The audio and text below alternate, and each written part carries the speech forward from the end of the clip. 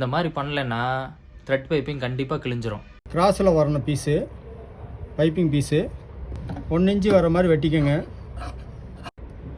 இந்த மாதிரி கிராஸாக வச்சுக்கோங்க. கிராஸாக வச்சா தான் உங்களுக்கு இப்படி திரும்பி வரும்போது பிச்சுட்டு வராது. இப்படி ஸ்ட்ரைட்டாக வச்சிங்கன்னா இப்படி தச்சு முடிச்சோன்னே பைப்பிங் இப்படி பிச்சுட்டு வந்துடும். அதனால் இப்படி வந்து நம்ம த்ரெட் பைப்பிங் ரெடி பண்ணுறோம் அப்படின்னா இப்படி கிராஸில் தான் ஜாயின் பண்ணணும்.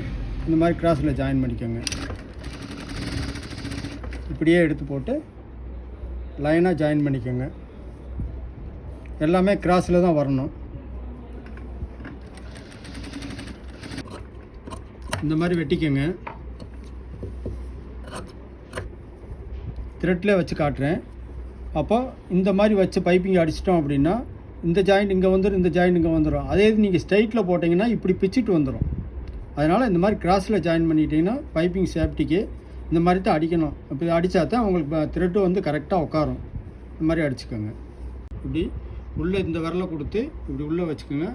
இந்த மெட்டீரியல் வந்து இப்படி லைட்டாக இழுத்து கொடுத்தே வாங்க.